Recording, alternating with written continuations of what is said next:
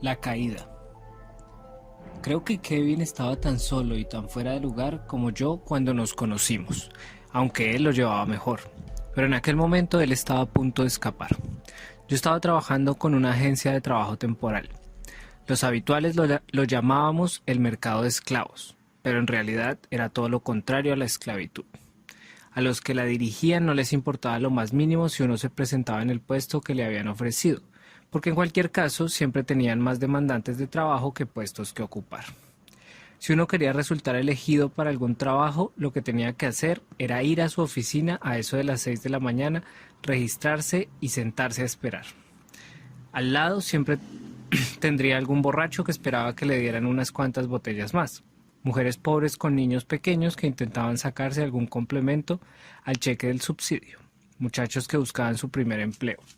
Gente mayor que había perdido el suyo demasiadas veces y, normalmente, alguna vieja loca de la calle que hablaba sola sin parar y que daba igual lo que hiciera, no la contratarían, porque solo llevaba un zapato. Nos sentábamos allí y nos quedábamos sentados hasta que el coordinador nos enviaba a trabajar a algún sitio o nos mandaba a casa. Irse a casa significaba que no habría dinero. No habría que meter, que habría que meter otra patata en el horno. O, llevados por la desesperación, vender un poco de sangre en alguno de los puestos que había en la misma calle de la agencia. Yo solo había hecho aquello una vez. Si te mandaban a trabajar, te pagaban el salario mínimo, menos la cuota del tío Sam, durante las horas que te necesitaran en la empresa. Barrías el suelo, ensobrabas cartas, hacías un inventario, lavabas platos, clasificabas patatas fritas, lo digo en serio. Limpiabas váteres, etiquetabas productos con el precio. Hacías lo que te mandaran. Casi siempre eran trabajos para los que no hacía falta usar el cerebro y, desde el punto de vista de los empleados, los desempeñaba gente que no tenía cerebro.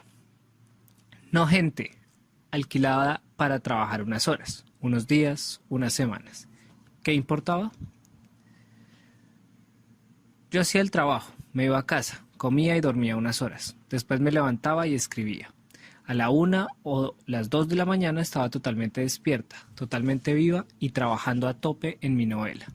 Durante el día solía llevar encima una caja pequeña de nodos. Gracias a ella me mantenía despierta, aunque no mucho. Lo primero que me dijo Kevin fue: ¿por qué siempre andas por ahí como un zombi? Kevin era uno de los empleados fijos de un almacén de recambios al que fuimos un grupo enviado por la agencia para hacer inventario. Yo iba por allí, caminando entre los estantes de tuercas, tornillos, tapacubos, embellecedores y sabe el cielo qué más. Tenía que supervisar lo que hacían los otros. Tenía la costumbre de ir al trabajo todos los días y de hacerlo en las condiciones necesarias para contar, para que el encargado supiera que, zombi o no, yo era quien controlaba a los demás. Pero él tenía razón. Había algunos que venían después de haber pasado la noche bebiendo y contaban 5 unidades por caja, cuando estaba claramente indicado que contenía 50 unidades. ¿Zombi? Repetí levantando la vista de una bandeja de cables cortos y negros y mirando a Kevin. Parece que vas sonámbula todo el día, dijo. ¿Te has metido algo o qué? No era más que un auxiliar o, en cualquier caso, desempeñaba algún puesto de la zona baja del escalafón. No tenía autoridad alguna sobre mí y yo no tenía por qué darle explicaciones. Hago mi trabajo, contesté con tranquilidad. Volví a mis cables, los conté, corregí la hoja del inventario, puse mis iniciales y pasé al siguiente estante. Me ha dicho Buzz que eres escritora, dijo aquella voz que yo pensaba que se había marchado ya. Mira, no puedo contar si no paras de hablarme. Saqué una bandeja llena de tornillos grandes, 25 por caja. Tómate un descanso. ¿Has visto a ese tipo al que la agencia mandó a su casa ayer? Se tomó demasiados descansos. Y yo, por desgracia, necesito este trabajo. ¿Eres escritora? Soy una mierda por lo que a vos respecta. Cree que la gente que lee un libro no es normal. Además, añadí con amargura, ¿qué iba a hacer un escritor trabajando en el mercado de esclavos? Pagarse el alquiler y las hamburguesas, supongo. Por eso trabajo yo en un almacén. Me espabilé un poco y luego le miré bien. Era poco habitual encontrar un blanco tan guapo. Tenía un rostro joven, sin apenas arrugas, pero el pelo totalmente gris y los ojos tan claros que casi eran incolores. Era musculoso, proporcionado, pero no superaba mi metro 75. Así que me encontré mirándole fijamente a aquellos extraños ojos. Aparté la mirada confusa, preguntándome si no había visto en ellos cierta ira. Tal vez era más importante de lo que yo había creído. Tal vez tenía cierta autoridad. ¿Eres tu escritor?, pregunté. Ahora ya sí, dijo sonriendo. Acabo de publicar un libro. El viernes dejo este trabajo. Le miré con una mezcla terrible de envidia y frustración. Enhorabuena. Mira, dijo sin dejar de sonreír. Es casi la hora de comer. Come conmigo. Quiero saber qué estás escribiendo. Y se fue. Yo no había dicho ni sí ni no, pero él ya se había ido. Susurró otra vez a mi espalda.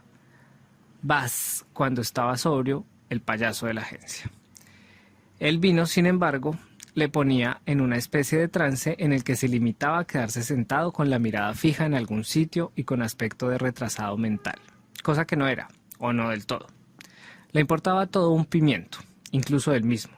Se bebía la paga entera y andaba por ahí cubierto de harapos. No se bañaba en la vida.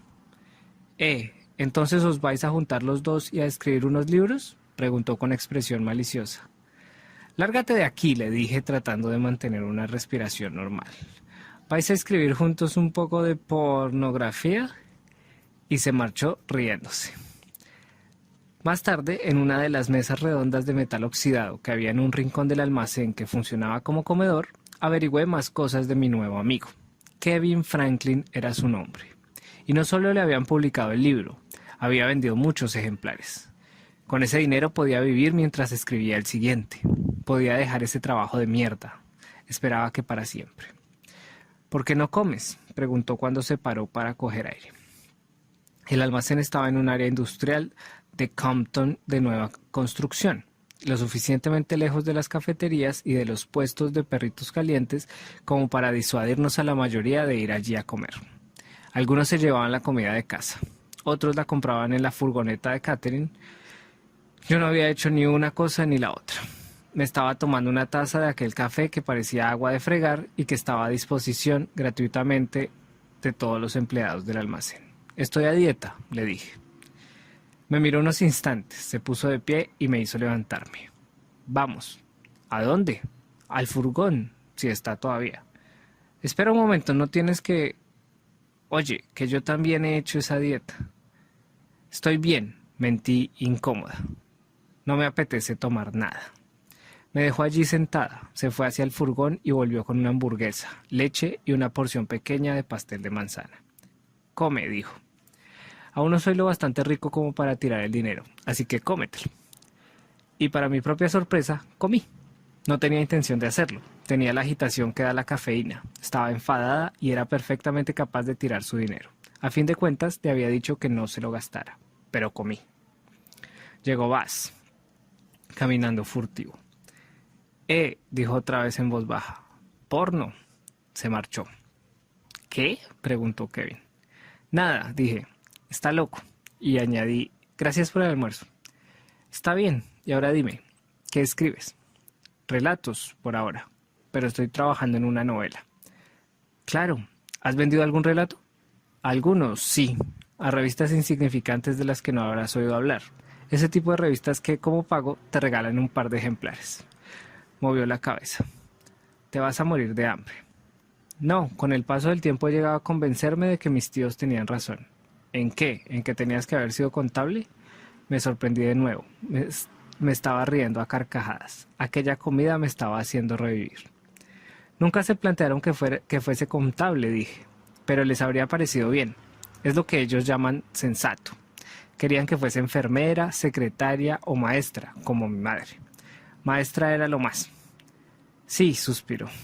Yo se supone que tenía que ser ingeniero. Eso es mejor, no para mí. Bueno, de todos modos, tú ya has demostrado que estabas en lo cierto. Se encogió de hombros y no me dijo algo que me diría en un tiempo después, que sus padres, como los míos, estaban muertos. Habían muerto años atrás en un accidente de coche esperando que venciera la sensatez y se hiciera ingeniero. Mis tíos me dijeron que podía escribir en mi tiempo libre, si quería. Le conté. Pero mientras, para buscarme un futuro de verdad, tendría que ponerme a estudiar algo sensato si esperaba que ellos me mantuvieran. Del programa de enfermería pasé a los estudios superiores de secretariado y de ahí a maestra de educación elemental. Todo en 2 años.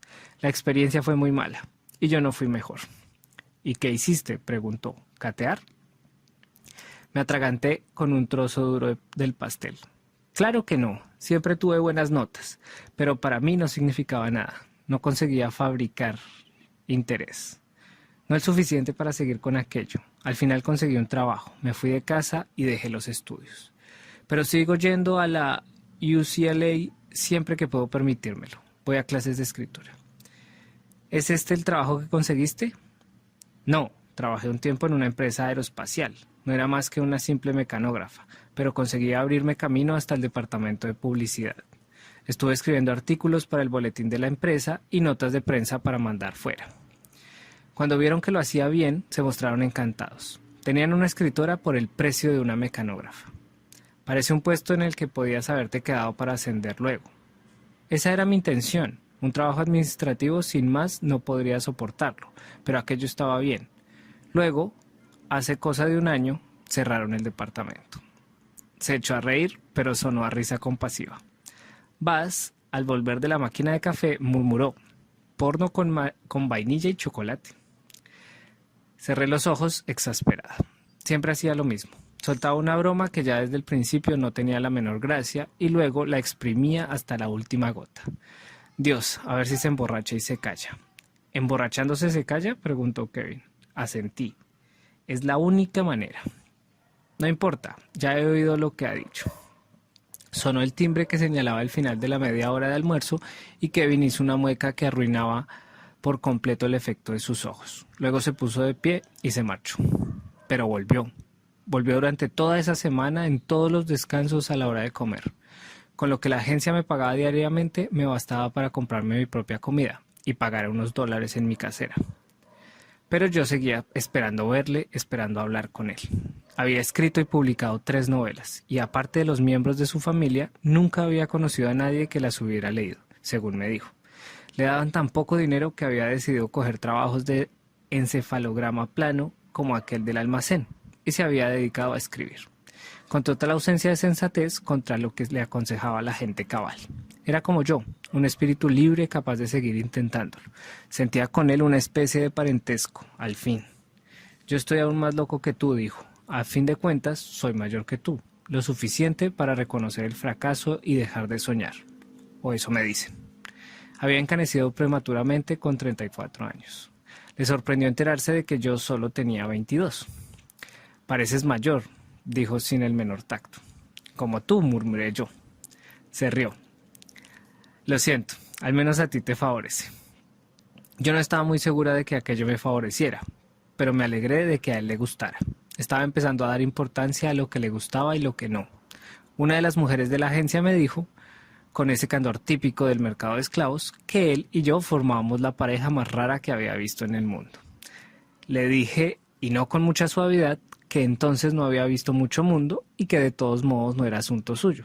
Pero a partir de ese momento pensé en nosotros como pareja. Y me gustó la idea. Mi contrato con el almacén y su etapa allí terminaron el mismo día. El afán casamentero de Buzz nos había regalado una semana juntos. Oye, dijo Kevin el último día, ¿te gustan las obras de teatro? ¿Las obras de teatro? Claro. Escribí un par de ellas en el instituto, de un acto. Muy malas. Yo también perpetré alguna. Se sacó algo del bolsillo y me lo dio. Eran entradas. 2 entradas para una obra teatral de éxito que acababa de llegar a Los Ángeles. Creo que me brillaron los ojos. No quiero perderte de vista solo porque ya no seamos compañeros de trabajo, dijo. ¿Mañana por la noche? Mañana por la noche, acepté. Fue una velada estupenda. La invité a mi casa cuando acabó la función y la noche fue aún mejor. Y en algún momento de la mañana siguiente, durante las primeras horas, mientras estábamos los dos tumbados en mi cama juntos, cansados y satisfechos, me di cuenta de que sabía menos de la soledad de lo que creía, y mucho menos de lo que sabría después, una vez que él se había ido. Decidí no ir con Kevin a la biblioteca a buscar documentos para falsificar. Me preocupaba qué pasaría si Rufus me llamaba mientras íbamos en el coche. Llegaría hasta él. En su época, si me pillaba en movimiento, pero ya sin la protección del coche. O llegaría sana y salva, pero tendría problemas para regresar porque en esa ocasión regresaría a una calle muy transitada. No quería averiguarlo, así que mientras Kevin se preparaba para ir a la biblioteca, yo me quedé sentada en la cama, completamente vestida, y metí en la bolsa de lona un peine, un cepillo y una pastilla de jabón. Me daba miedo quedarme atrapada en la época de Rufus más tiempo que la otra vez. El primer viaje había durado solo unos minutos, el segundo unas horas, y el siguiente ¿duraría días? Entró Kevin a decirme que se iba. No quería que me dejara sola, pero pensé que esa mañana ya había llorado bastante. Me tragué mis temores, o eso creí. ¿Estás bien?, me preguntó. No tienes buen aspecto. Me miré al espejo por primera vez después de la paliza y a mí también me pareció que no tenía buen aspecto. Abrí la boca para tranquilizarle, pero antes de que pudiera decir palabra, me di cuenta de que algo no marchaba. La habitación estaba empezando a oscurecerse y a girar. «Ay, no», gemí. Cerré los ojos para protegerme del mareo. Luego me senté abrazada a la bolsa de lona, esperando. De pronto vi a Kevin a mi lado, agarrándome. Intenté apartarle. Temía por él. No sabía por qué. Le grité que me soltara. Luego desaparecieron las paredes de la habitación y la cama en la que estaba sentada. Me vi tirada en el suelo bajo un árbol. Kevin estaba tumbado a mi lado. No me había soltado. Entre los dos, la bolsa de lona.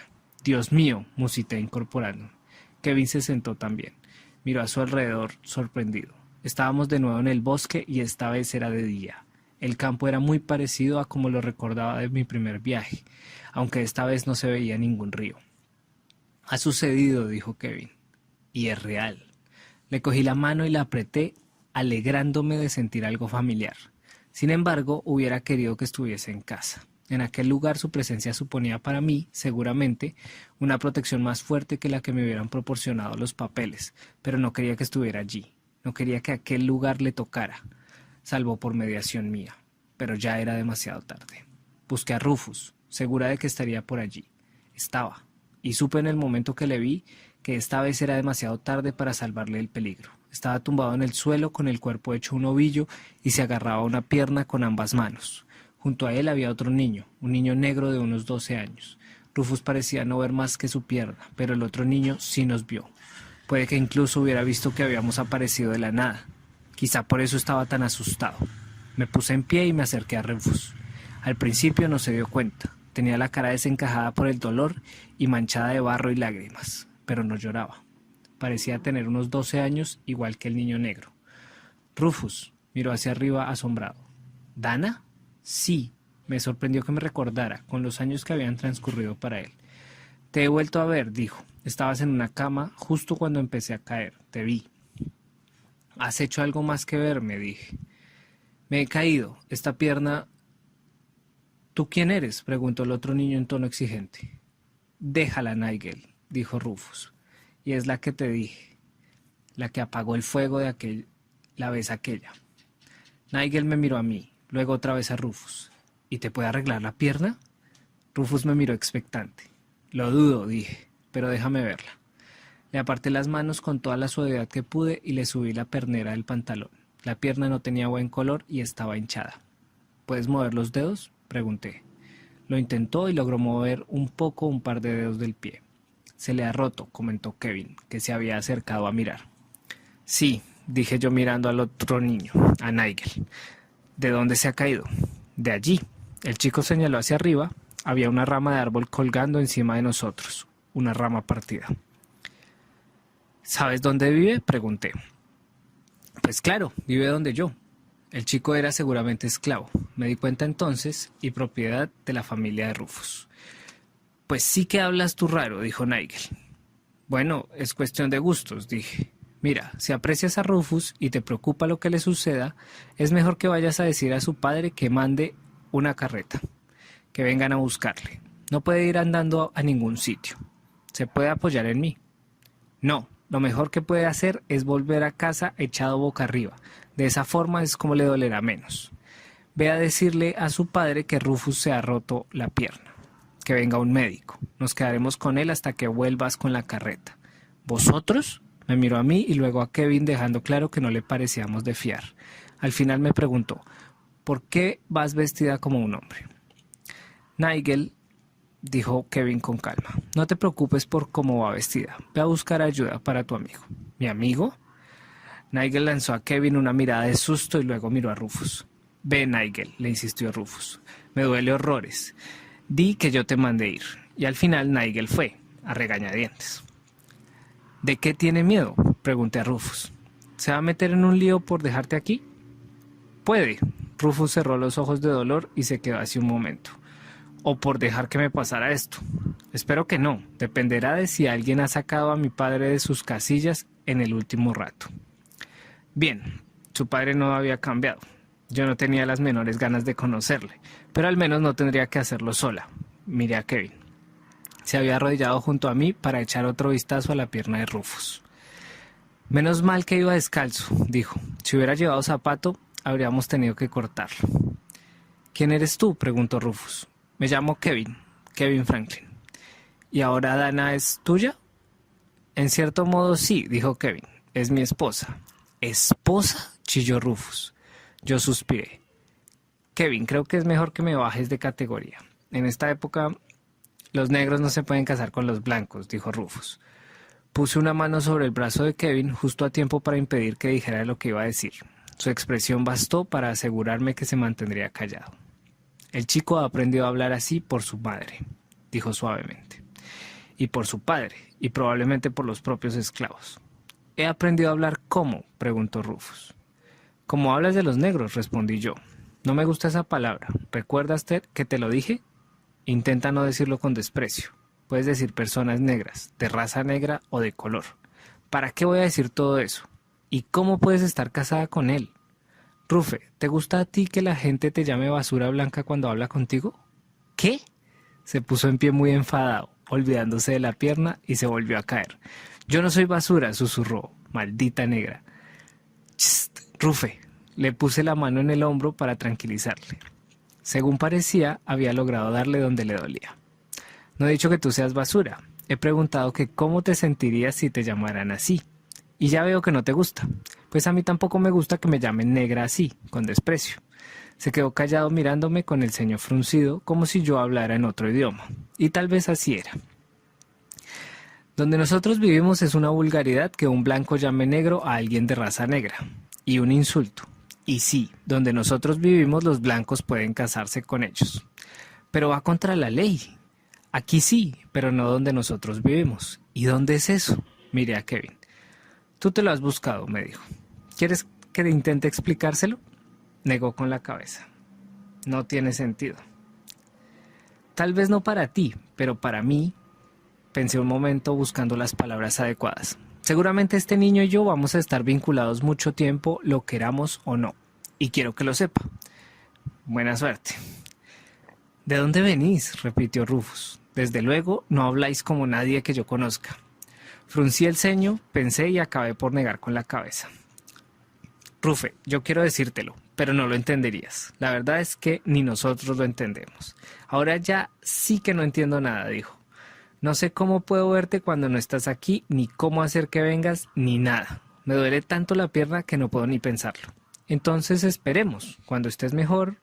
Cuando esté mejor, igual ya te has marchado, Dana. Dímelo. De acuerdo, voy a intentarlo. ¿Has oído hablar de un lugar llamado California? Sí, el primo de mi madre se fue allí en un barco. Bien. Bueno, pues de allí venimos, de California. Pero no es la California a la que fue tu primo. Somos de una California que aún no existe, Rufus. La California de 1976. ¿Y eso qué es? Quiero decir que venimos de un tiempo diferente, además de un lugar diferente. Ya te dije que era difícil de entender. ¿Pero qué es 1976? El año. Ese es el año en el que vivimos nosotros. Pero estamos en 1819. Es 1819 en todas partes. Lo que dices es absurdo. Desde luego, lo que nos ha ocurrido es absurdo. Pero te estoy contando la verdad. Venimos de un tiempo futuro, de un lugar que aún no existe. No sé cómo llegamos aquí. No venimos porque queremos, porque este no es nuestro sitio. Pero cuando tú estás en peligro, te comunicas conmigo de alguna forma y yo vengo. Aunque como ves ahora, siempre puedo ayudarte. Podría haberle hablado de nuestro parentesco. Tal vez lo hiciera si volvía a verle cuando fuese algo mayor, pero ya le había dejado bastante confundido por el momento. Pero todo esto es absurdo, repetía mirando a Kevin. Dime, ¿tú eres de California? Kevin asintió. Sí. Entonces eres español. California es española. Ahora sí, pero llegará a formar parte de Estados Unidos, igual que Maryland y Pensilvania. ¿Cuándo? Se convertirá en estado en 1850. Pero aún estamos en 1819. ¿Cómo puedes saber? Se detuvo y nos observó primero a Kevin y luego a mí confundido. Eso no es verdad, dijo al fin. Os lo estáis inventando. Es verdad, dijo Kevin con toda tranquilidad. Pero ¿cómo puede ser? No lo sabemos, pero es así. Se quedó pensativo un momento, mirándonos a los dos. No os creo, dijo. Kevin emitió un sonido que no acababa de ser una risotada. No te culpo. Yo me encogí de hombros. Bueno, Rufe, he querido decirte la verdad, pero no puedo culparte de que no la aceptes. Así que 1976, dijo el chico lentamente. Meneó la cabeza y cerró los ojos. Me pregunté por qué me había empeñado en convencerle. A fin de cuentas, no me costaría a mí aceptarlo si me encontrara con un hombre que asegurase que venía de 1819 o de 2019. Tanto daba. En 1976 los viajes en el tiempo eran ciencia ficción. En 1819, Rufus tenía razón, era una locura absoluta. Nadie, salvo un niño, nos habría escuchado a Kevin y a mí contar aquello. Si sabéis que California llegará a ser un estado, dijo Rufus, tenéis que saber otras cosas que van a suceder. Claro, admití yo, algunas, no todas, no somos historiadores.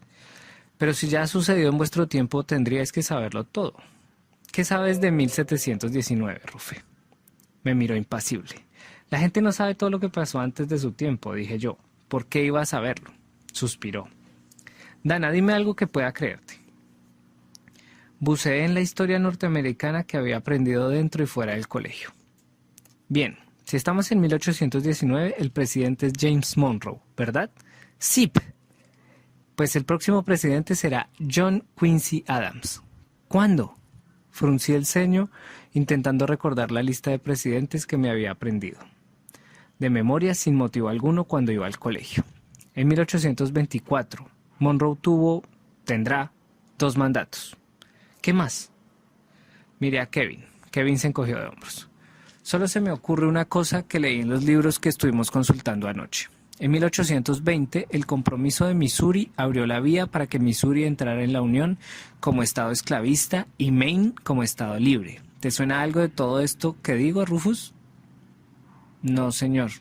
Ya me parecía. ¿Tienes algo de dinero? ¿Dinero? ¿Yo? No. Bien, pero lo has visto, ¿verdad? Sí, señor.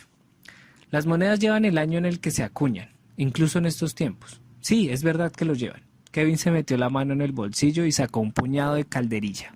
Se lo dio a Rufus y este cogió algunas monedas. 1975, leyó. 1967, 1971, 1970. Pero en ningún lado pone 1976. Tampoco hay ninguna donde ponga 1800 y lo que sea, dijo Kevin. Mira aquí. Cogió un $1/4 del bicentenario y se lo dio a Rufus. 1976, 1976. Leyó el niño. Hay 2 fechas. En 1976 el país cumple 200 años, dijo Kevin. Algunas monedas son distintas. Las han hecho así para conmemorar el aniversario. ¿Te convences ahora? Bueno, también podríais haberlas hecho vosotros. Kevin recogió el dinero. Tú no conocerás Missouri, dijo riéndose, pero pareces de allí. ¿Qué? Es una broma que aún no se ha puesto de moda. Rufus hizo un gesto que mostraba su confusión. Os creo. No lo entiendo, como ha dicho Dana, pero supongo que os creo. Kevin suspiró. Gracias a Dios. Rufus miró a Kevin y esbozó una sonrisa. No eres tan malo como había creído. ¿Malo? Kevin le lanzó una mirada acusadora. Yo no lo he dicho nada de ti, aseguré. Pero yo te vi, dijo Rufus. Estabas peleando con Dana justo antes de que llegarais aquí los dos juntos. O eso parecía. ¿Le hiciste tú todas esas marcas en la cara? No, no fue él, me apresuré a decir. Y no estábamos peleando. Espera un minuto, me interrumpió Kevin. ¿Cómo puedes saber eso? Ya lo ha dicho. Me encogí de hombros. Nos vio antes de que llegáramos aquí. No sé cómo lo consigue, pero ya lo ha hecho antes. Rufus, ¿has dicho a alguien que me ves? Solo a Nigel. Nadie más me creería. Bien, mejor será que no le digas a nadie esto tampoco. Nada de California ni de 1976. Agarré a Kevin de la mano. Vamos a tener que movernos por aquí lo mejor que podamos, encajar entre la gente el tiempo que estemos. Eso quiere decir que tendremos que desempeñar los papeles que tú nos asignaste. ¿Y decir que tú le perteneces? Sí, quiero que se lo digas a quien te pregunte. Mejor eso que decir que eres su mujer. Eso no lo creerá nadie. Kevin emitió un sonido de fastidio. Espero que no nos quedemos aquí mucho tiempo, murmuró. A mí ya me está entrando nostalgia. No lo sé, dije yo. No te separes de mí. Has venido hasta aquí porque me estabas agarrando. Me temo que es la única forma que tienes de volver a casa.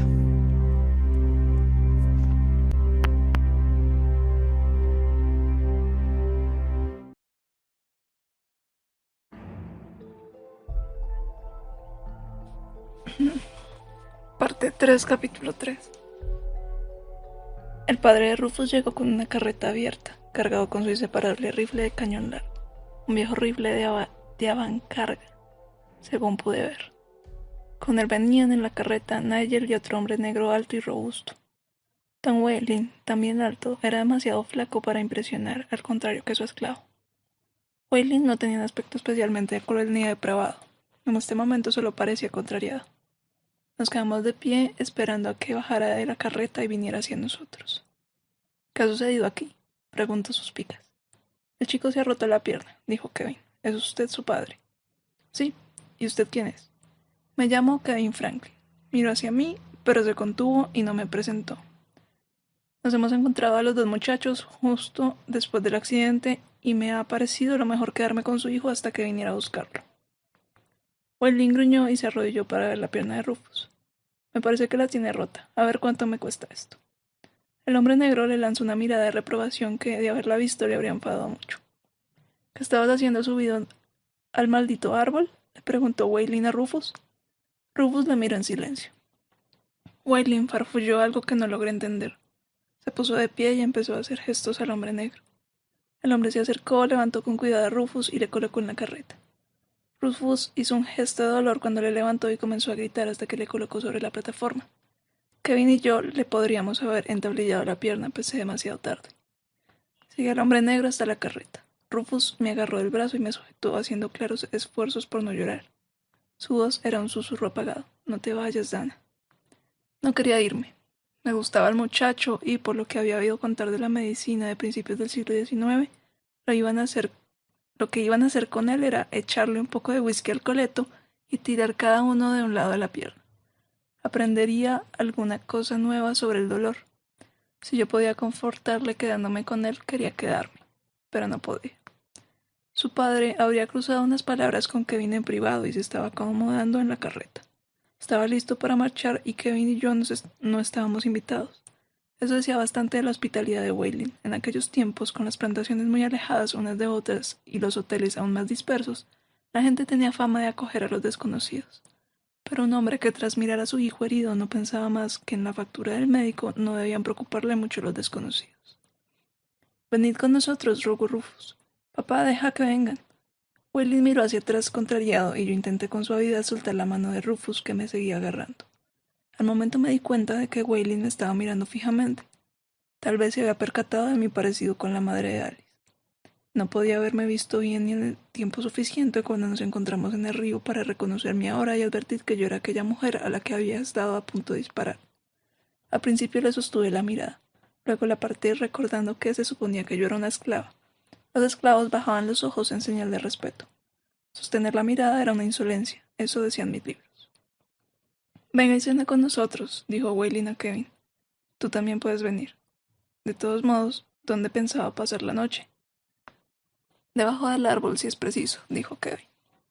Nos subimos los dos a la carreta junto a Nigel, que iba callado. No tengo muchas opciones, como le he dicho. Le miré preguntándome qué le habría dicho a Welling. Luego tuve que agarrarme al hombre negro, había spoileado a los caballos y nos pusimos en marcha. Tú, muchacha, me dijo Welling, ¿cómo te llamas? Gana, señor. Se volvió para mirarme y esta vez creí que haber dicho algo inconveniente. ¿De dónde eres? Miré a Kevin, no quería contradecir lo que hubiera podido contarle, me hizo un leve movimiento de cabeza y asumí que tenía libertad para imitar mis propias mentiras. De Nueva York. Entonces me lanzó una mirada realmente fea y me pregunté si habría oído recientemente un acento neoyorquino y el mío no se le parecía, o si yo había dicho algo inconveniente. No había cruzado con él ni 10 palabras. ¿Qué podría haber hecho mal? Waylon miró a Kevin con expresión áspera. Luego se giró y nos ignoró durante el resto del viaje. Avanzamos a través del bosque hasta llegar a un camino y por este hasta pasar a un campo de trigo dorado muy alto. En el campo trabajaban los esclavos, hombres sobre todo, que movían acompasadamente las guadañas e iban apilando ordenadas las espigas cortadas en unos soportes de madera. Otros esclavos, mujeres en su mayoría, le seguían, atando el trigo en manojos. Ninguno de ellos pareció fijarse en nosotros. Busqué con la mirada un capataz blanco, pero no lo vi, y eso me llamó la atención. La casa de Welling me sorprendió a la luz del día. No era blanca. No tenía columnas ni un porche del que hablar. Casi me sentí decepcionada. Era un edificio de estilo colonial georgiano de ladrillo rojo. Cuadrado pero atractivo y armonioso, de 2 plantas y media altura, con ventanas en marzanda y una chimenea a cada lado. No era lo suficientemente grande ni imponente como para llamarla mansión. En Los Ángeles, en nuestra época, Kevin y yo podríamos habernos permitido algo así. La carreta nos dejó ante las escaleras de entrada y entonces vi el río a un lado y parte del terreno por el que había pasado corriendo unas horas, unos años antes. Los árboles diseminados, el césped cortado desigual, la hilera de cabañas a un lado casi ocultas por los árboles, el bosque. Había otros edificios alineados junto a la casa y por la parte de atrás, frente a las cabañas de los esclavos.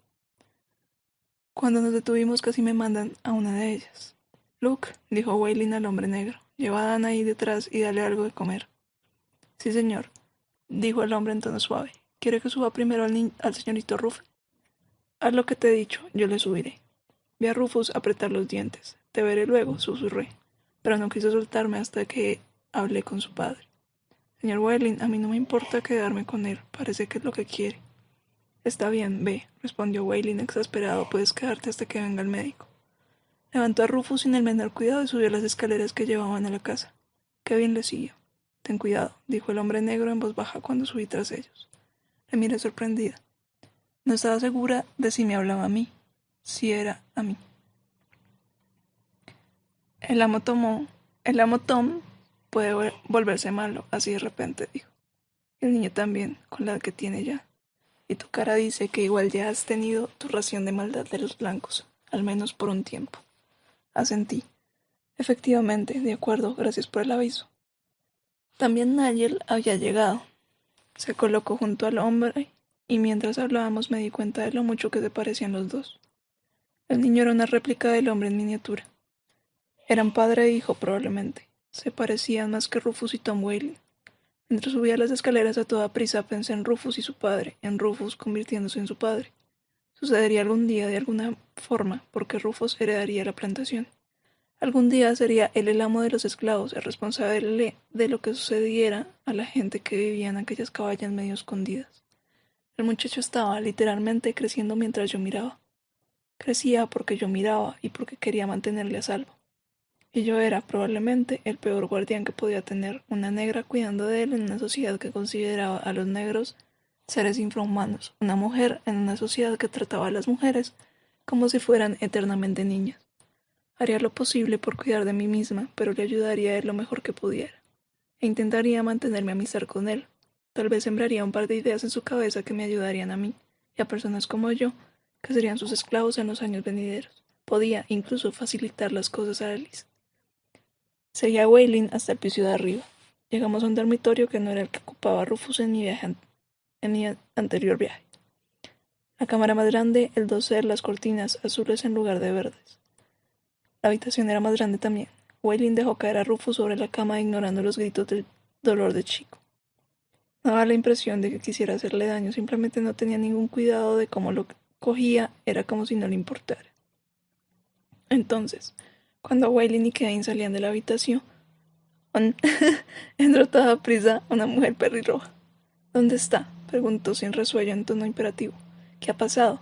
La madre de Rufus la recordaba. Se abrió paso hasta la habitación y entró cuando yo estaba colocando a Rufus la almohada. ¿Qué le estás haciendo? Déjala en paz, gritó, intentando apartarme de su hijo. Cuando Rufus estaba en peligro siempre reaccionaba y su reacción era siempre la misma, no era la adecuada. Afortunadamente para los dos, Waylon llegó antes de que yo me olvidara de todo y la apartara de mí de un empujón. La detuvo, la sujetó y habló con ella con calma. Margaret, escucha, el chico se ha roto una pierna, eso es todo. No hay nada que puedas hacer con una pierna rota. Ya he mandado a buscar al médico. Margaret Waylon pareció calmarse un poco. Me miró fijamente. ¿Y ella qué está haciendo aquí? Es del señor Kevin Franklin.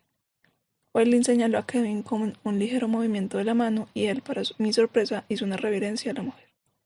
El señor Franklin es quien encontró a Rufus herido. Continuó Waylon y, encogiéndose de hombros, añadió. Rufus quería que la muchacha se quedara con él, no hace ningún daño. Luego se giró y salió de la habitación. Kevin le siguió de mala gana. La mujer habría escuchado lo que su marido habría dicho, pero no le parecía. Seguía mirándome con una expresión de extrañeza, como si estuviera intentando recordar dónde me había visto antes. Ella no había cambiado mucho con los años, yo, naturalmente, nada, pero no esperaba que me recordara. Me había visto solo un momento y yo tenía la cabeza en otro lado. Yo te he visto antes, afirmó. ¡Demonios! Sí, señora, es posible. Miré a Rufus y vi que nos estaba observando. Mamá, dijo suavemente. La mirada acusadora se borró de su rostro y la mujer se inclinó rápidamente sobre él. Mi pobrecito niño, murmuró, cogiéndole la cabeza entre las manos. Parece que todo te pasa a ti, ¿verdad? Una pierna rota. Estaba al borde de las lágrimas, y el pobre Rufus pasando de la indiferencia de su padre a los cuidados edulcorados de su madre. Me pregunté si estaba ya habituado a este contraste o si lo encontraba un poco desconcertante. Mamá, ¿me traes un poco de agua?, pidió. La mujer se volvió a mirarme como si yo la hubiera ofendido. ¿Has oído? Vea por un poco de agua. Sí, señora, ¿de dónde la cojo? Emitió un sonido de desagrado y salió corriendo hacia mí, o al menos eso pensé. Cuando me aparté, franqueándole el paso, siguió su camino en dirección a la puerta que yo estaba tapando. Le miré y meneé la cabeza. Cuando cogí la silla que había junto a la chimenea y la acerqué a la cama de Rufus, me senté y Rufus me miró con aire solemne. ¿Te has roto una pierna alguna vez? No, pero la muñeca sí. ¿Y te dolió mucho cuando te la arreglaron? Respiré hondo. Sí, tengo miedo. Yo también lo tenía, dije recordándolo, pero, Rufus, será un momento. Y cuando el médico termine, habrá pasado lo peor. Y después, ¿ya no dolerá? Unos días, pero luego se pasa. Si no la apoyas y dejas que se cure, enseguida estará bien. Margaret Waylon entró a toda prisa en la habitación con el agua para Rufus y con una actitud hacia mí mucho más hostil de lo que yo era capaz de entender. Ve donde la cocinera y que te den algo de cenar, me dijo, mientras yo me apartaba de su camino. Pero de alguna manera me sonó como, vete derecha al infierno. Yo tenía algo que a aquella gente no le gustaba, salvo a Rufus. Y no era un tema racial, estaban habituados a los negros. Puede que Kevin averiguase qué era. Mamá, ¿no puede quedarse?, preguntó Rufus. La mujer me lanzó una mirada horrible y luego se volvió hacia su hijo con expresión más dulce. Puede volver luego, le dijo. Tu padre ha dicho que va. Seguramente era su madre la que lo decía y probablemente por un motivo tan simple como que a su hijo le gustaba yo. Me lanzó otra de sus miradas y salí del dormitorio. Aquella mujer me habría hecho sentirme incómoda aunque yo le hubiera gustado. Tenía demasiada energía nerviosa concentrada en un cuerpo demasiado pequeño, y yo no quería estar cerca cuando explotara. Al menos quería a Rufus, y supongo que él estaba ya habituado a tenerla pegada preocupándose por pequeñeces. No parecía importarle. Me encontré de pronto en un amplio distribuidor. Desde allí vi las escaleras a poca distancia y enfilé hacia ellas. Justo entonces salió una muchacha negra con un vestido largo y azul por una puerta que estaba al otro extremo del pasillo. Vino hacia mí, mirándome con incuestionable curiosidad. Llevaba un pañuelo solo en la cabeza que se ajustó al verme. ¿Puedes decirme dónde está la casa de la cocinera, por favor?, pregunté, cuando estuvo más cerca. Me parecía menos peligroso preguntarle a ella que a Margaret. Abrió los ojos aún más y siguió mirándome fijamente. Sin duda, mi voz le sonó tan extraña como mi aspecto. La casa de la cocinera, repetí. Me miró una vez más y luego se dirigió a las escaleras y empezó a bajar sin decir una palabra. Dudé y acabé por ir tras ella, porque no sabía qué hacer si no. Era una chica de piel clara, no tendría más de 14 o 15 años. Seguía mirándome con un gesto de extrañeza. Luego se paró y se giró para mirarme de frente, ajustándose el pañuelo con ademán distraído y poniéndose después la mano en la boca dejando caer el brazo. Tenía un aire de impotencia tal que me di cuenta de que algo no iba bien. ¿Puedes hablar? Suspiró y negó con la cabeza. Pero sí oír y me entiendes. Asintió, me tocó la blusa y luego los pantalones. Hizo una mueca. ¿Ese era el problema? ¿Para ella y para los Whaley? Es la única ropa que tengo ahora mismo, dije. Mi amo me comprará algo en cuanto pueda. Podíamos fingir que era culpa de Kevin el que yo vistiera como un hombre. Probablemente era más sencillo para aquella gente aceptar que mi amo era demasiado pobre, demasiado tacaño para comprarme ropa decente que imaginar un lugar donde era normal que las mujeres llevaran pantalones. Como para convencerme de que había dicho lo correcto, la joven me dedicó una mirada de lástima, me cogió la mano y me llevó donde la cocinera. Cuando íbamos hacia allá me fijé en la casa más que antes, al menos me fijé más en el vestíbulo de la planta baja, ocupaba toda la longitud de la fachada y las paredes eran de un verde pálido. En el lado que daba a la fachada principal era amplio y luminoso. La luz entraba por las ventanas de los laterales y de encima de la puerta. Tenía alfombras orientales de diferentes tamaños. Junto a la puerta principal había un banco de madera, una silla y dos mesas pequeñas. Donde acababan las escaleras, el vestíbulo se estrechaba y terminaba en una puerta trasera, por la que salimos. Fuera estaba la casa de la cocinera, una cabaña pequeña y blanca no muy lejos de la casa principal, en la parte trasera. Ya había leído cosas de aquellas cocinas fuera de la casa y también de los aseos. No había sentido ganas de conocerlos. Ahora, sin embargo, la casa de la cocinera me parecía el lugar más seguro que había visto desde que llegué. Allí estaba Luke y Nigel comiendo en unas escudillas de madera que lo que me parecieron cucharas también de madera. Había también dos niños pequeños, niño y niña, sentados en el suelo comiendo con los dedos. Me alegré de verlos allí, porque había leído que los niños de su edad solían estar en una especie de corral comiendo en un abrevadero, como los cerdos. Parecía que no era así en todas partes, al menos allí no. Había una mujer de mediana edad y constitución robusta removiendo algo que cocía en una olla colgada sobre la lumbre de la chimenea. La chimenea llenaba por sí sola toda la pared. Era de ladrillo y tenía encima un tablero enorme del que colgaban algunos utensilios. Había más utensilios colgados en unos ganchos de la pared. Los miré y me di cuenta de que no sabía el nombre exacto de ninguno de ellos, de cosas tan simples como esas. Vivía en otro mundo. La cocinera terminó de remover su olla y se volvió a mirarme. Era también de piel clara, como mi guía siliente. Una mujer hermosa de mediana edad, alta y corpulenta. La expresión de su cara era sombría, con las comisuras de la boca hacia abajo, pero su voz era suave y aterciopelada. Carrie, dijo. ¿Esa quién es? Mi guía me miró. Me llamo Dana, contesté. Mi amo está de visita en la casa. La señora Whaley me ha dicho que viniera a cenar. La señora Whaley. La mujer hizo un mohín. La mujer pelirroja, la madre de Rufus. No conseguí contenerme y decir el señorito Rufus, pero tampoco había por qué tenía que decir nada. ¿Cuántas señoras Whaley había allí? La señorita Margaret, dijo la mujer y añadió en voz baja. Menuda zorra.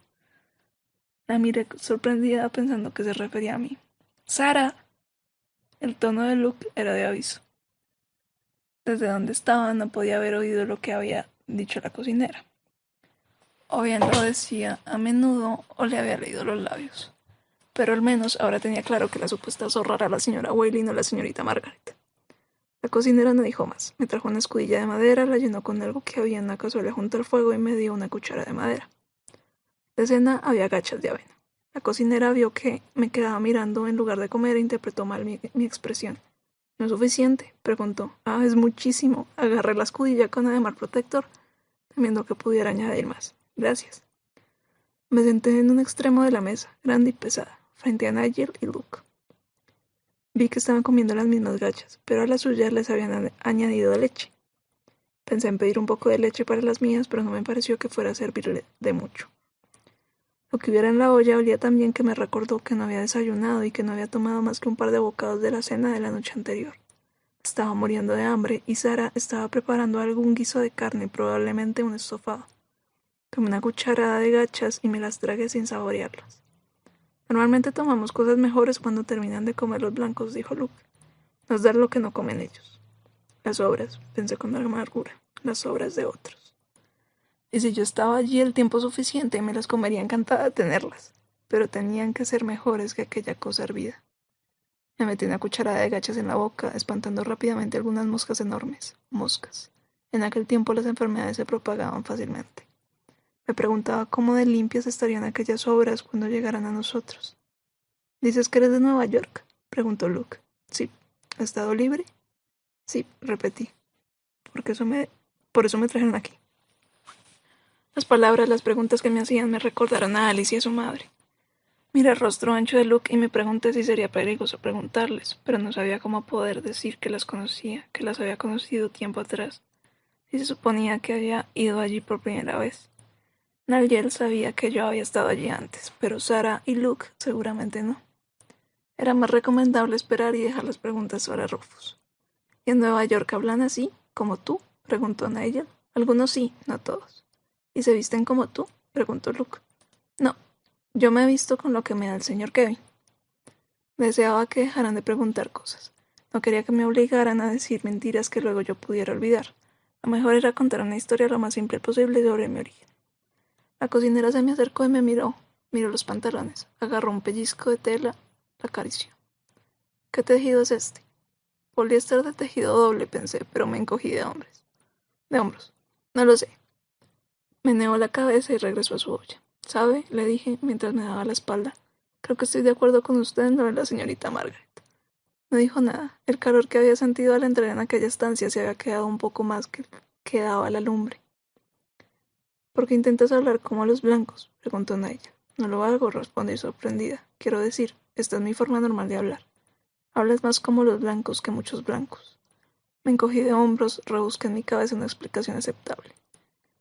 Mi madre daba clases en un colegio, dije. ¿Y una maestra negra? Hice una mueca y asentí. Los negros libres pueden tener escuelas. Mi madre hablaba como yo, me enseñó ella. Aquí te meterás en líos, dijo. Al amo Tom ya no le gustas. Hablas como si estuvieras de estudios y vienes de un estado libre. ¿Y por qué había de importarle eso? No es mi amo. El muchacho sonrió. No quiere negros por aquí que hablen mejor que él, porque nos meten en la cabeza ideas de libertad. Como si fuéramos tan idiotas que necesitáramos a un desconocido para pensar en la libertad, musitó Luke. Asentí, pero esperaba que se equivocara. No pensaba que hubiera dicho tanto en presencia de Waylon como para que se hubiera formado una opinión de mí. Esperaba que no hiciera ese tipo de juicios de valor. Yo no tenía facilidad para imitar acentos. Había decidido deliberadamente no intentar imitar ninguno. Pero si eso suponía que iba a tener problemas cada vez que abriera la boca, mi vida allí sería aún peor de lo que había imaginado. ¿Cómo puede verte el amor Rufe antes de que llegues?, preguntó Nigel. Me tragué una cucharada de gachas. No lo sé, dije, pero me gustaría mucho que no pudiera.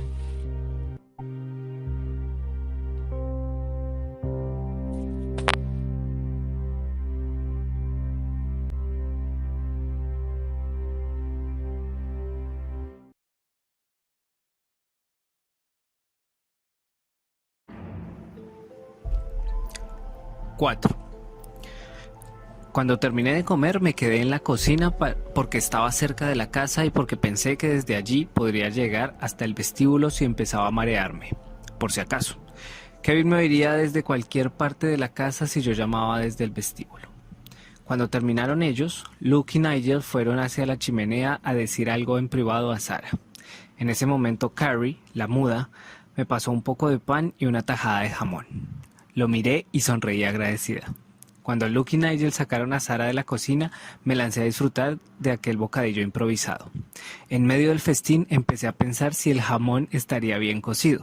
Intenté pensar en otra cosa, pero mi cabeza bullía con las historias de terror que había oído sobre las enfermedades que había en esa época, y que recordaba vagamente. La medicina era entonces poco más que hechicería. La malaria se extendía por el aire viciado. Las cirugías se realizaban con los pacientes medio conscientes, que no paraban de forcejear. Y la gente consumía todo tipo de alimentos sin preocuparse, sin saber si estaban bien cocinados o bien conservados. Alimentos que podían provocarles todo tipo de malestar o la muerte. Historias de terror. Pero eran ciertas, y yo tendría que convivir con ellas durante todo el tiempo que estuviera allí. Tal vez no tendría que haberme comido el jamón, pero si no lo hacía, luego vendrían las sobras de los blancos. Tenía que arriesgarme, de uno u otro modo. Regresó Sara con Nigel y le dio un perol de guisantes para que los desenvainara. La vida seguía a mi alrededor, como si yo no estuviera presente. La gente, siempre esclavos, entraban en la cocina, hablaban con Sara, se entretenían un poco, se comían cualquier cosa a la que pudieran echar mano hasta que Sara les daba un grito y les echaba. Iba a preguntarle si podía ayudarle en algo cuando Rufus empezó a gritar. La medicina del siglo XIX se había puesto en marcha. Las paredes del edificio principal eran gruesas y el sonido parecía venir de muy lejos. Eran gritos muy agudos. Carrie, que había salido de la cocina, regresó y se sentó a mi lado tapándose los oídos con las manos. De pronto cesaron los gritos y, con cuidado, retiré a Carrie las manos de los oídos. Su sensibilidad me sorprendió. Hubiera pensado que estaba habituada a oír gritar de dolor a la gente. Escuchó un momento, no oyó nada y entonces me miró. Seguramente se ha desmayado, dije. Es mejor así. De esa manera no sentirá dolor durante un rato. Asintió, inexpresiva, y volvió a lo que estuviera haciendo. Siempre le ha gustado el chico, comentó Sara en medio del silencio. Cuando era pequeña, él siempre evitaba que los demás niños la molestaran. Parece que tiene algunos años más que él. Nació un año antes, pero como es blanco, los niños le hacían caso. ¿Carrie es hija tuya? Sara asintió. La cuarta, la única que el amo Tom me dejó quedarme. Se le fue apagando la voz hasta quedar en un susurro. ¿Quieres decir que vendió a los otros? Los vendió. Primero murió mi hombre. Un árbol que estaba cortando le cayó encima. Y entonces el amo se llevó a mis niños, excepto a Carrie. Carrie, gracias a Dios, no valía tanto como los otros porque no habla. La gente cree que no tiene cesera.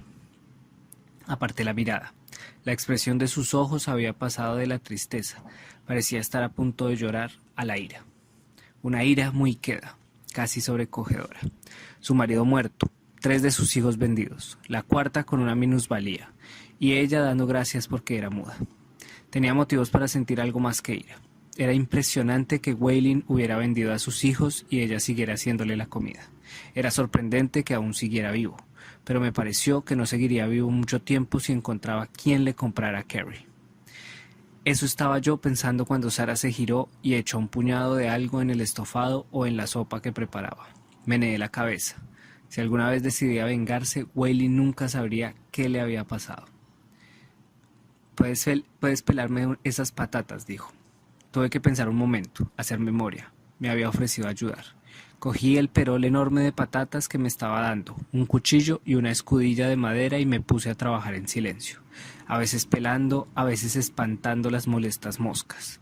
Entonces oí a Kevin, fuera, que me llamaba. Tuve que controlarme para dejar las patatas despacio y cubrirlas con el paño que Sara había dejado encima de la mesa. Y luego salí sin apresurarme, sin gesto alguno de apremio y sin mostrar el alivio que me producía tenerle de nuevo cerca. Fui hacia él y me miró con extrañeza. ¿Estás bien? Ahora sí. Me cogió la mano, pero yo la retiré sin dejar de mirarle. Dejó caer el brazo. Venga, dijo en tono de cansancio. Vamos donde podemos hablar. Fui tras él, bordeando el edificio principal. Nos alejamos de las cabañas de los esclavos y del resto de edificaciones, de los niños esclavos que jugaban a perseguirse unos a otros gritando y que aún no habían llegado a comprender que eran esclavos. Encontramos un roble enorme con las ramas tan gruesas como árboles y muy extendidas que daba sombra a una amplia zona. Un hombre árbol viejo y solitario. Nos sentamos junto a él, de modo que nos ocultara si alguien miraba desde la casa. Me senté junto a Kevin y me relajé. Liberé una tensión de la que no había sido consciente hasta entonces. No dijimos nada en un buen rato. Él, recostado, también parecía estar liberando sus propias tensiones. Al final dijo: hay tantas épocas fascinantes a las que podíamos haber regresado. Yo me reí sin gota de humor. Pues a mí no se me ocurre ninguna, pero esta debe ser una de las más peligrosas de todas, para mí al menos. No mientras yo esté contigo. Le miré agradecida. ¿Por qué intentaste evitar que viniera? Temía por ti. ¿Por mí? Al principio sí, no sé por qué. Tenía la impresión de que si lo intentabas resultarías herido de alguna manera. Cuando te vi aquí me di cuenta de que probablemente no podrías regresar sin mí. Eso significa que si nos separamos te quedarás aquí, abandonado durante años, tal vez para siempre. Respiró hondo y meneó la cabeza. Y eso no sería bueno. No te separes de mí y si te llamo, ven rápido. Asintió y al cabo de un rato dijo, de todos modos yo podría sobrevivir aquí, si no me quedara otro remedio. Quiero decir, si... Kevin, nada de sí, por favor. Lo único que quiero decir es que yo no correría aquí el peligro que tú corres. No, pero correría otro tipo de peligro. Un lugar como aquel representaba para él un riesgo del que yo no quería ni hablar. Si se quedaba allí años, una parte de aquel lugar acabaría impregnándole. No sería una parte muy grande, estaba segura de ello, pero si sobrevivía en un lugar como ese sería porque se las había arreglado para tolerar, de algún modo, aquel tipo de vida. No tendría que ser partícipe de lo que viera, pero sí tendría que guardar silencio. La libertad de expresión y la prensa no habían salido muy bien paradas en el sur de antes de la guerra, y Kevin tampoco lo conseguiría. Aquel lugar acabaría con él o le marcaría de algún modo y no me gustaba ninguna de las dos posibilidades. Dana, le miré. No te preocupes, hemos llegado juntos y nos iremos juntos. Pero yo seguía preocupada. Sonreí a pesar de todo y cambié de tema. ¿Cómo está Rufus? Le he oído gritar. Pobre muchacho. Me alegré cuando se desmayó. El médico le dio un poco de opio, pero no parecía funcionar. Tuve que ayudar a sujetarle. ¿Opio? ¿No le hará daño? El médico no parecía estar preocupado por eso, aunque no sé qué peso tiene en esta época la opinión de un médico. Espero que esté en lo cierto. Y espero también que Rufus haya agotado su cuota de mala suerte. Con esto y los padres que le han tocado. Kevin levantó un brazo y lo giró. Me mostró varios arañazos largos, sanguinolentos. Margaret Whelan, dijo en voz baja. No tendría que haber estado allí, dijo. Cuando terminó conmigo, la tomó el médico. Deje a mi niño, le está haciendo daño. Meneé la cabeza. ¿Qué vamos a hacer, Kevin? Aunque esta gente estuviera en su sano juicio, no podemos quedarnos aquí con ellos. Sí que podemos. Me volvió a mirarle. Le he contado a Whelan una historia para explicar por qué estamos aquí y por qué no tenemos un centavo. Me ha ofrecido un trabajo. ¿De qué? De tutor de tu amiguito. Creo que ni lee ni escribe mejor de lo que se sube a los árboles. ¿Pero no va a la escuela?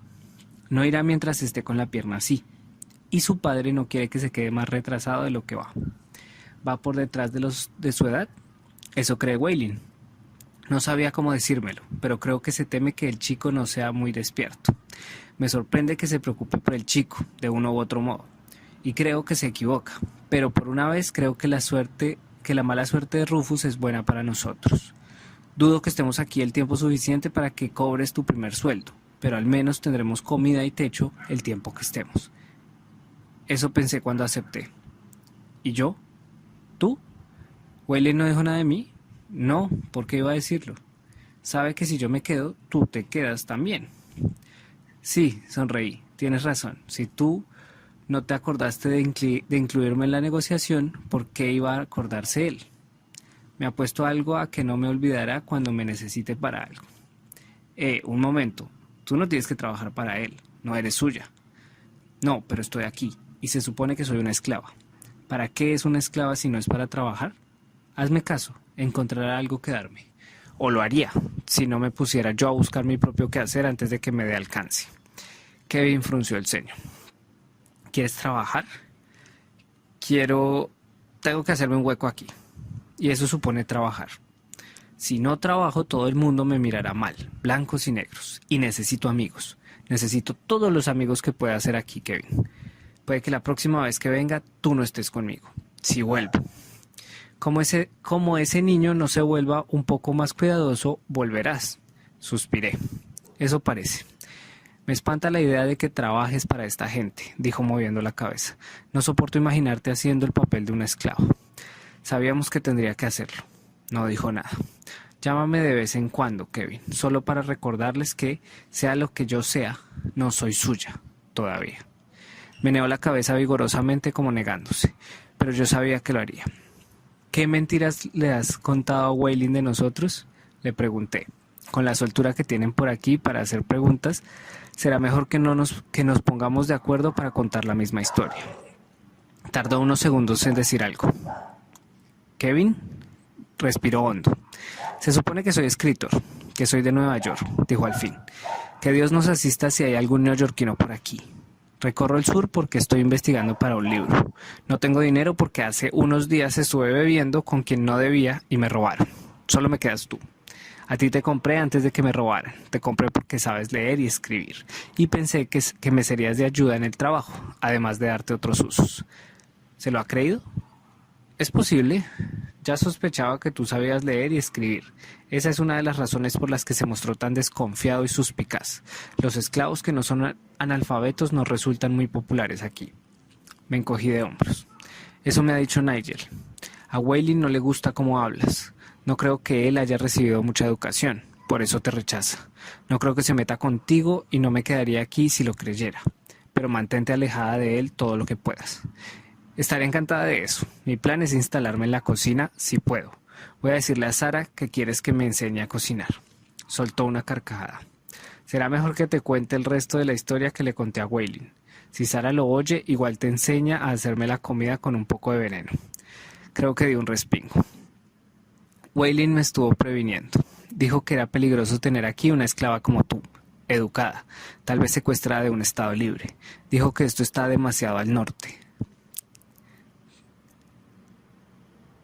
Que debería venderte a algún tratante que fuera camino de Georgia o de Luisiana antes de que te fugaras y perdiera el dinero que he invertido. Eso me dio una idea. Se me ocurrió decirle que tenía pensado venderte en Luisiana, porque ahí era donde terminaba mi viaje y había oído que allí podría sacar un buen dinero por ti. Eso pareció complacerle. Me dijo que hacía bien, que los precios eran mejores en Luisiana, si conseguía mantenerme hasta que llegáramos allí. Así que, educado o no, seguramente no huirías, porque yo te había prometido llevarte de vuelta a Nueva York conmigo y liberarte allí. Le dije que, de todos modos, ahora no querrías irte. Lo entendió. Si te oyera hablar, pareces un monstruo. Si te oyeras hablar, pareces un monstruo. Ya lo sé, al final creo que hasta era lo que pretendía. Pero estaba tanteando. Intentaba ver si algo de lo que te hiciera a ti podría convertirme, a sus ojos, en alguien a quien no quisiera confiar a su hijo. Creo que le parecí un poco débil cuando le dije que te había prometido darte la libertad, pero no dijo nada. ¿Qué pretendías con eso? ¿Quedarte sin el trabajo que acababa de darte? No. Mientras hablaba con él, solo pensaba que tal vez algún día volvieras por aquí sola. Estaba buscando en él algo de humanidad, algo que me permitiera estar seguro de que, si volvieras, estarías bien aquí. Ah, vamos, es bastante humano. Si fuera de una clase social superior, tal vez le hubiera molestado tu fanfarroneo lo suficiente para no querer tenerte aquí. Pero entonces no habría tenido derecho a impedirte que me traicionaras, porque soy propiedad tuya, y eso lo has respetado. ¿A eso lo llamas humanidad? Voy a hacer todo lo que esté en mi mano para que no vuelvas nunca aquí sola. Me recosté en el árbol mirándole. Pero por si eso ocurre, Kevin, vamos a tomar ciertas precauciones. Como por ejemplo, déjame que te ayude con Rufus todo lo que pueda, a ver si podemos evitar que se convierta, cuando crezca, en la versión pelirroja de su padre.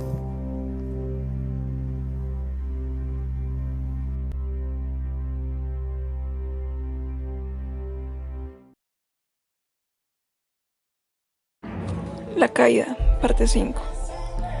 No vi a Rufus en 3 días. Tampoco sucedió nada que me provocara el mareo con el que se anunciaba mi vuelta, por fin a casa.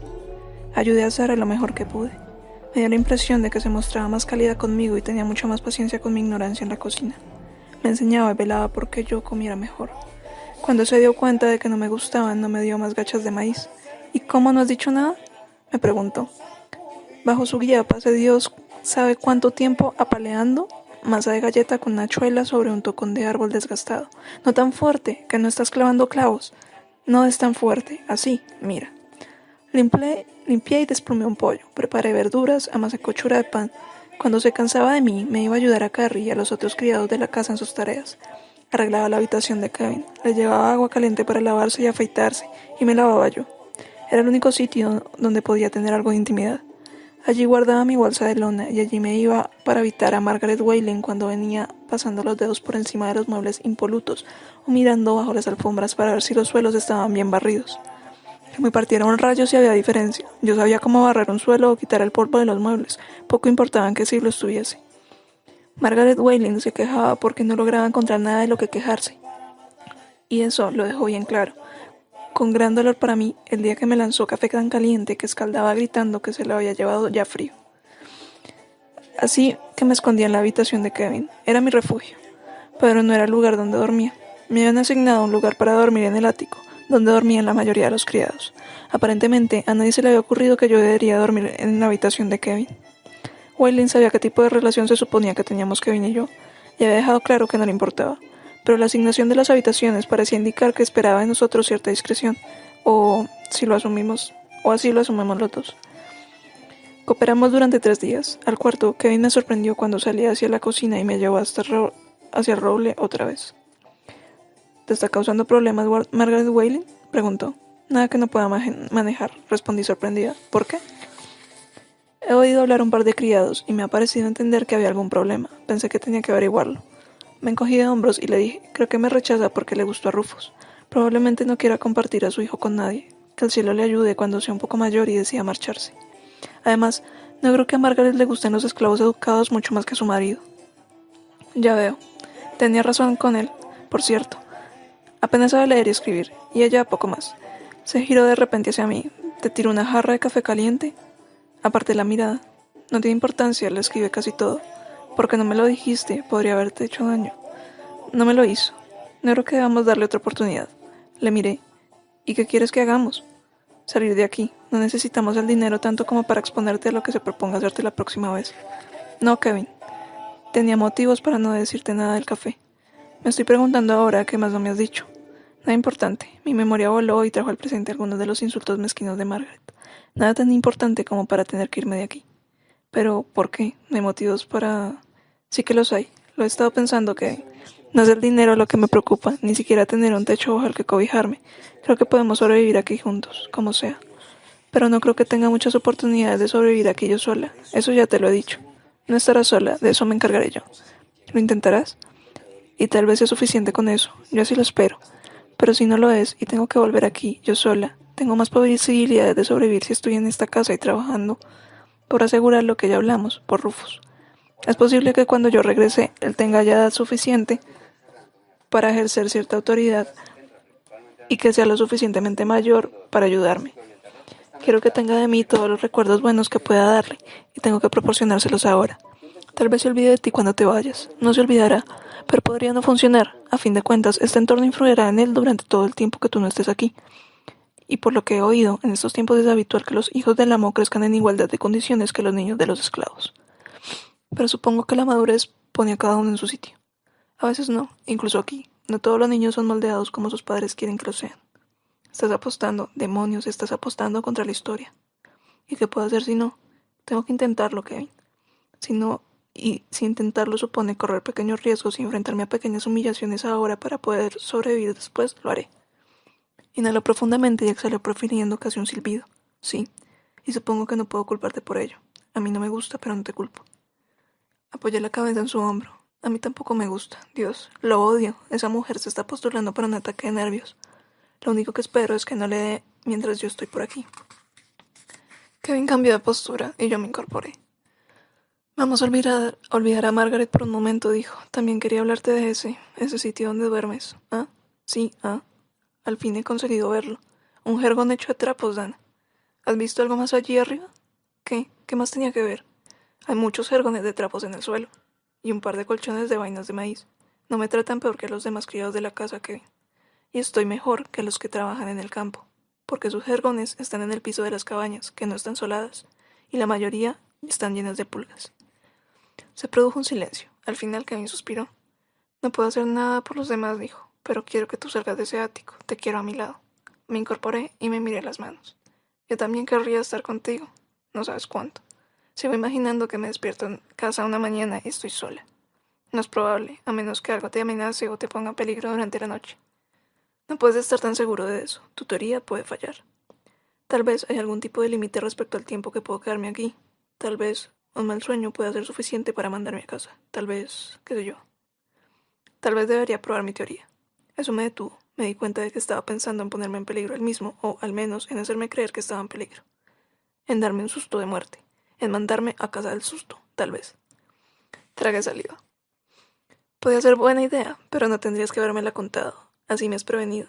Además, no creo que tú pudieras asustarme lo bastante. Me fío de ti. Puso una mano encima de la mía. Puedes seguir fiándote. Yo no te haré daño. Pero no tengo que hacerte daño. Puedo organizar algo que te asuste antes de que tengas tiempo ni de planteártelo. Puedo controlarlo. Eso podía admitirlo. Empecé a pensar que era posible que consiguiera hacernos volver a casa ambos. Kevin espera que Rufus tenga bien la pierna. Tanto, protestó. 6 semanas o más. Diablos, en una sociedad tan atrasada como esta, quién sabe si esa pierna se pondrá bien del todo. Suceda lo que suceda, el chico sobrevivirá y tendrá un hijo. Y eso significa que probablemente le dé tiempo a traerme una vez más hasta aquí, contigo o sin ti. Dame la oportunidad que necesito, Kevin. Ayúdame a llegar hasta él y a construirme aquí un lugar seguro. Muy bien, dijo suspirando. Esperaremos un poco. Pero no con lo del látigo.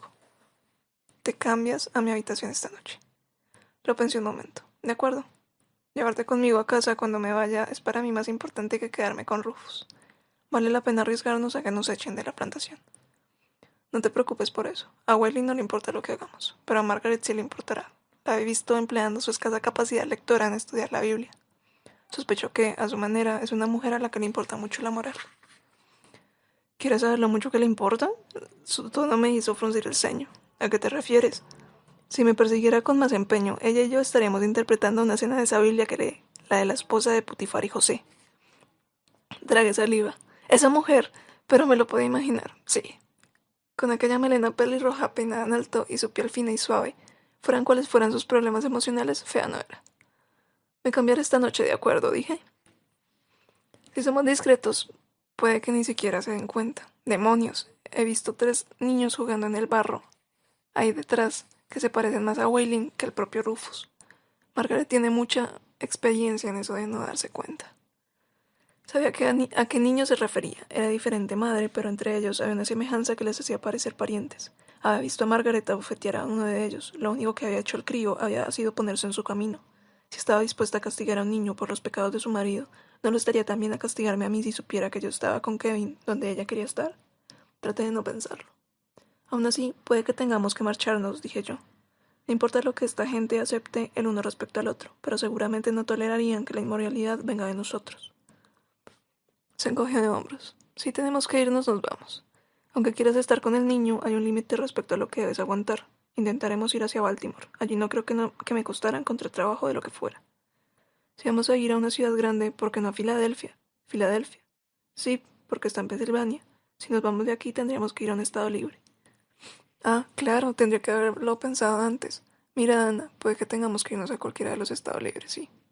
Un momento.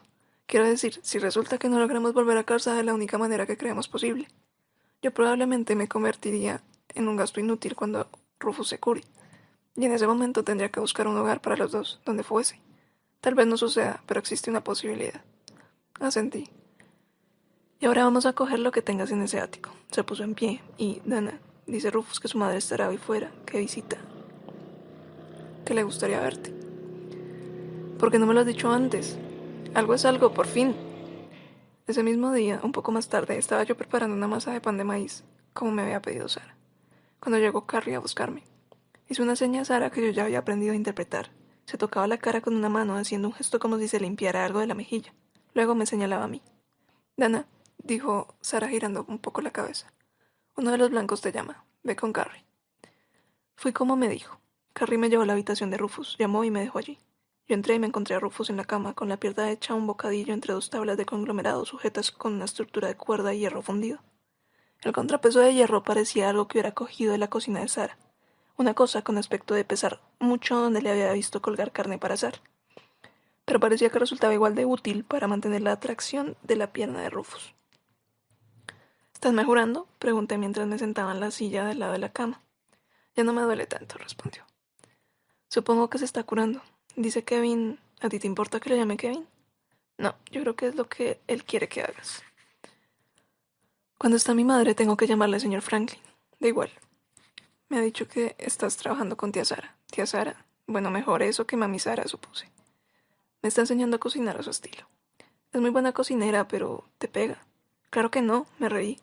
Tenía una muchacha en la cocina hace tiempo y solía pegarle. La niña acabó pidiendo a mi padre que la llevara de nuevo a los campos. Creo que fue después de que mi padre vendiera a los niños de tía Sara. En aquella época estaba furiosa con todo el mundo. No puedo culparla por ello, dije. Rufus miró a la puerta y luego dijo en voz baja, yo tampoco. Su hijo Jim era amigo mío. Me enseñó a montar cuando era pequeño. Pero mi padre lo vendió, de todos modos. Volvió a mirar a la puerta y cambió de tema. Dana, ¿tú sabes leer? Sí, Kevin me lo dijo. Se lo conté a mi madre y aseguró que no sabías. Me encogí de hombros. ¿A ti qué te parece? Sacó un libro encuadernado en piel debajo de la almohada. Me lo ha traído Kevin de abajo. ¿Me lees? Volví a enamorarme de Kevin perdidamente. Aquella era la excusa perfecta para que yo pudiera pasar el mayor tiempo posible con el chico. El libro era Robinson Crusoe. Yo lo había leído de pequeña y no recordaba que me hubiera gustado mucho, pero sí no era capaz de soltarlo. A fin de cuentas, Crusoe iba en un barco de comerciantes de esclavos cuando naufragó. Abrí el libro con cierta aprensión, preguntándome a qué puntuación, a qué grafía arcaica tendría que enfrentarme. Me encontré con alguna F donde debería ir una S y otras cosas que no eran muy habituales, pero me acostumbré enseguida y empecé a meterme en la historia.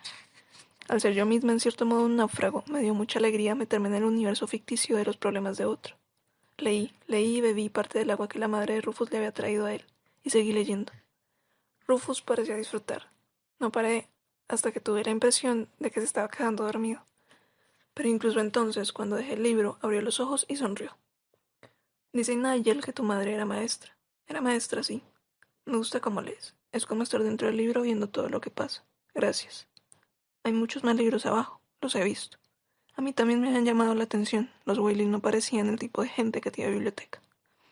Eran de la señorita Sarah. Hannah, me explicó Rufus solícito.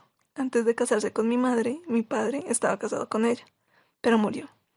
Esta casa era suya. Dice mi padre que leía tanto que antes de casarse de nuevo se aseguró de que a mi madre no le gustara leer. ¿Y a ti te gusta? Se revolvió incómodo. Leer es una pesadilla y el señor Jennings dijo que yo era demasiado tonto para aprender nada. ¿Quién es el señor Jennings? El maestro. ¿Ah, sí? Meneé la cabeza fastidiada. Pues no debería hacerlo. Dime una cosa, ¿tú crees que eres tonto? No, dijo un no ligeramente dubitativo. Yo ya leo igual de bien que mi padre. ¿Hace falta que lea aún mejor? No, no hace falta. Te puedes quedar así, naturalmente. Eso le daría al señor Jennings la satisfacción de creerse en lo cierto. ¿A ti te gusta él? A nadie le gusta él. Entonces no estás tan dispuesto a complacerle. ¿Y los chicos con los que vas a la escuela? Porque son solo chicos, ¿verdad? No hay chicas. Sí, pues piensa en la ventaja que te van a llevar cuando crezcas. Ellos sabrán mucho más que tú. Se burlarán de ti. Y además, enarbolé el ejemplar de Robinson Crusoe. Mira de lo que te perderías. No, si estás tú aquí, gruñó. Léeme más. Creo que no debo. Se está haciendo tarde. Tu madre llegará enseguida. No, no tan pronto. Lee, suspiré. Rufe, a tu madre no le gustó. Creo que ya lo sabes. Miró hacia otro lado. Tenemos un poco de tiempo todavía, dijo. Pero tienes razón. Tal vez sea mejor que no leas. Más. Cuando tú estás leyendo, me olvido escuchar a ver si viene. Le di el libro. Léeme tú unas cuantas líneas. Cogió el libro, pero lo miró como si fuera su enemigo. Al cabo de un momento comenzó a leer con voz vacilante. En algunas palabras se quedaba atascado y yo tenía que ayudarle. Al cabo de 2 párrafos que le costó mucho leer, se detuvo y cerró el libro con gesto de fastidio. Cuando lo leo yo, no parece ni el mismo libro, dijo. Deja que Kevin te enseñe, le aconsejé. A él no le parece que seas tonto y a mí tampoco. Aprenderás muy bien. Al menos que tuviera algún tipo de problema en la vista o alguna dificultad con el aprendizaje que la gente de su época tomara por estupidez o por cabezonería. A menos que... ¿Y qué sabía yo de enseñanza? No me quedaba más que esperar que el chico tuviera el potencial que yo pensaba que tenía. Y me puse en pie para marcharme. Y luego me senté de nuevo, recordando otra pregunta que había quedado sin respuesta. Rufe. ¿Qué le ocurrió a Alice? Nada. La pregunta pareció sorprenderle. Quiero decir, la última vez que la vi acaban de pegar a su padre porque había ido a verlas a su madre y a ella. Ah, sí. Mi padre pensó que se había fugado y se lo vendió un negrero. ¿Lo vendió? ¿Y siguen viviendo allí? No. El tratante se fue al sur. A Georgia, creo. Adiós, suspiré. ¿Y Alice y su madre siguen aquí? Claro, y yo la sigo viendo, cuando pueda andar, ahora no. ¿Sabes si tuvieron algún problema esa noche por tenerme en su casa? Eso fue todo lo que me atraía a acercarme a la pregunta que realmente quería hacer. ¿Qué había sido el tipo que estuvo a punto de esclavizarme? No lo creo. Alice dice que llegaste y te marchaste enseguida. Me fui a casa. Nunca sé cuándo me voy a ir. Sucede y ya está. ¿Volviste a California? Sí. Alice no te vio marchar. Dice que te metiste en el bosque y no regresaste. Ahora sí, si me hubiera visto desaparecer se habría asustado. Entonces Alice no había dicho nada, o su madre, porque Alice tal vez no supiera qué había pasado. Está claro que hay cosas que no se le podían decir ni siquiera a un blanco de cortada amigable. Y además, si el propio patrullero no había hecho correr la voz ni se había vengado con Alice y su madre por lo que pasó conmigo, quizá era porque estaba muerto. Tal vez mi golpe había acabado con su vida, o le había rematado a alguien cuando yo ya me había ido. Si era así, no quería saber nada del asunto. Volví a ponerme en pie. Tengo que irme, Rufe. Volveré a verte siempre que pueda. Dana. Le miré. Le dije a mi madre quién eras. Quiero decir, que eras tú la que me había salvado en el río. Dijo que no era verdad, pero me parece que me creyó. Se lo dije porque pensaba que así le gustarías más. Pues me da la impresión de que no. Ya lo sé. Hizo un mohín. Pero ¿por qué no le gustas? ¿Le has hecho algo? Tendrás que preguntárselo a ella. No me lo va a decir. Levantó la mirada con gesto solemne. Sigo pensando que te vas a marchar a tu casa. Otra vez. Que un día vendrá quien sea y me dirá que Kevin y tú os habéis ido. Y no quiero que os vayáis, pero tampoco quiero que os hagan daño aquí. No dije nada. Tienes que tener cuidado, me pidió suavemente. Asentí y salí de la habitación. Justo cuando llegué a las escaleras, Tom Welling salía de su dormitorio. ¿Qué estabas haciendo allá arriba?, preguntó en tono exigente. He venido a visitar al señorito Rufus, respondí. Ha dicho que quería verme. Le has estado leyendo. Supe entonces que se había hecho el encontradizo para pillarme. Había estado escuchando. Por el amor de Dios, ¿qué esperaba oír? O mejor dicho, que había oído que no supiera ya. Lo de Alice, quizá. ¿Y para qué le serviría esa información? Durante unos instantes empecé a dar vueltas a la cabeza buscando excusas, explicaciones. Luego me di cuenta de que él no las necesitaba. Si hubiera estado allí lo suficiente para oírnos hablar de Alice, me lo habría encontrado justo en la puerta de Rufus. Seguramente me había oído dirigirme al niño con demasiada familiaridad, pero nada más. Yo había tenido mucho cuidado de evitar decir algo malo de Margaret, porque pensaba que su propia actitud le haría más daño a los ojos de su hijo que cualquier cosa que ella pudiera decir. Así que planté cara a Welling con toda la tranquilidad. Sí, le he estado leyendo, admití. Me lo ha pedido él. Creo que se aburre en la cama sin hacer nada. No te he preguntado lo que tú crees, dijo. No respondí. Me hizo apartarme más de la puerta de Rufus. Luego nos detuvimos y me miró fijamente. Sus ojos me recorrieron con esa mirada con la que un hombre recorre a una mujer con la que busca sexo, pero no emitía ningún mensaje de lujuria. Por primera vez me fijé en sus ojos. Me fijé que sus ojos eran tan claros como los de Kevin. Rufus y su madre los tenían verdes, de un verde intenso, y por alguna razón a mí me gustaban más.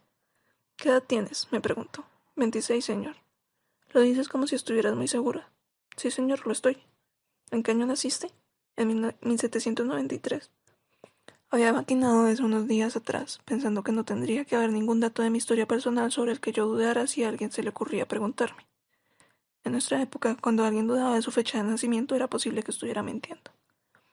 Sin embargo, según lo estaba diciendo, me di cuenta de que allí cualquiera dudaría simplemente porque no estaban seguros. Sarah no sabía la suya. Entonces 26, dijo Wayland. ¿Cuántos hijos tienes? Ninguno. Me mantuve inexpresiva, pero no podía dejar de preguntarme dónde me llevaría aquel interrogatorio. ¿Ninguno todavía? Arrugó el ceño. Entonces era una chorra. No dije nada, no pensaba explicarle nada. A fin de cuentas, mi fertilidad no era asunto suyo. Me miró fijamente un rato más, me hizo sentirme molesta y enfadada, pero disimulé mis sentimientos lo mejor que pude. ¿Pero te gustan los niños, no?, preguntó. ¿Te gusta mi hijo? Sí, señor. ¿Sabes contar además de leer y escribir? Sí, señor. ¿Te gustaría ser tú quien le enseñara? ¿Yo? Me las arreglé para hacer una mueca, y que no pareciera que estaba a punto de soltar una carcajada de alivio.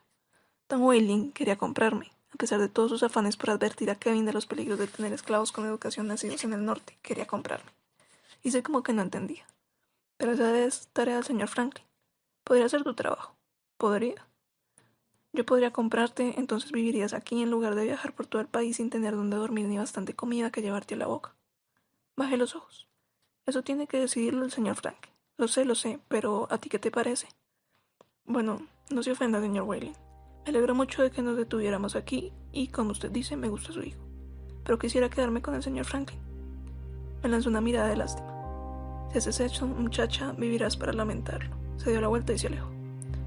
Yo le miré mientras se iba convencida, a mi pesar, de que realmente sentía lástima por mí. Aquella noche le conté a Kevin lo que había sucedido y a él también lo sorprendió. Ten cuidado, Dana, dijo imitando a Rufus sin saberlo.